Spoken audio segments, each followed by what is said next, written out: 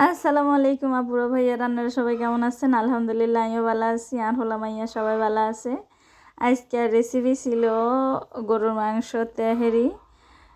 So আমার মেয়ের কিন্তু খুবই পছন্দের আল্লাহ রাস্তিয়া খানা আছে না, আল্লাহ রাস্তিয়া খানাতে আমগরেও কিছুটা দিছিল, কিন্তু আমার মেয়ের তো আর ফ্যাট বাড়ে না, এত অল্প আর ফ্যাট বাড়ে না।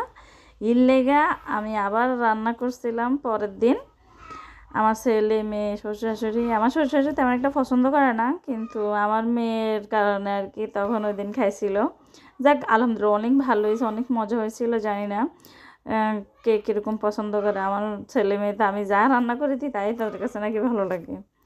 সবথেকে মজার বিষয় হচ্ছে এমন একটা সময়ে রান্না করা হয়েছিল, ওয়েদারটা এত ভালো ছিল, ঠান্ডা ঠান্ডা মৌসুম ছিল, বাইরে প্রচুর বাতাস ছিল, হালকা হালকা গুড়ি গুড়ি বৃষ্টি ছিল। ঈদের ঈদের আমেজে পুরা ঘর মৌমো করতেছিল তেহেরির ঘ্রাণে। অনেক অনেক বেশি সুন্দর ছিল আলহামদুলিল্লাহ ওয়েদারটা। খেতেও টেস্ট হয়েছিল, সময়টাও ভালো ছিল। কি বলবো, আল্লাহর নেয়ামত, সব কিছুই সুন্দর। তারপর আপনাদের কি অবস্থা? সবাই আছেননি ভালো? সেটা কমেন্টে অবশ্যই জানাবেন। কার পরিবারের কি অবস্থা, কি রেসিপি চলতেছে, কি মার্কেটিং চলতেছে, মেহেদি উৎসব কতটুকু চলতেছে, সবটাই জানাবেন এসএমএসে। আর আমার ভিডিওগুলো ছোট ছোট ভিডিও, বড় বড় ভিডিও যাই হোক, যদি ভালো লাগে অবশ্যই লাইক কমেন্ট শেয়ার করবেন, অন্য অন্য বন্ধুদেরকে দেখার সুযোগ করে দেবেন।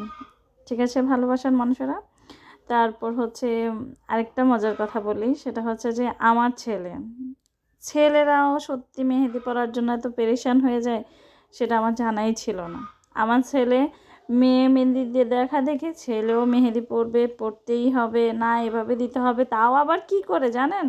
মেহেদি দেওয়ার সময় এই ফুলটা এভাবেই হতে হবে, এই দাগটা এভাবেই হতে হবে, একটু নড়চড় হতে হবে না।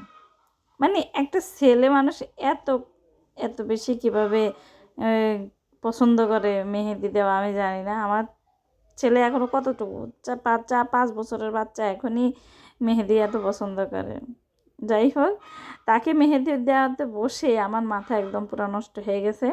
সে বলতেছে এভাবে দাও, এই আম্মু এটা এভাবে হয় না, এটা ওইভাবে দাও, এটা ওইভাবে দেয় না, ওইটা ওইভাবে দাও। আমার মেয়েও এত কথা বলে নাই।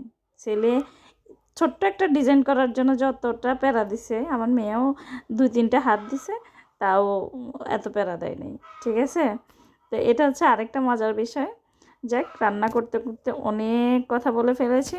সবাই ভালো থাকবেন, সুস্থ থাকবেন, সবার ঈদ আনন্দে কাটুক, এতটুকুই দোয়া করব। বাচ্চাদেরকে সামলায় রাখবেন যাতে দূরে কোথাও না যায়।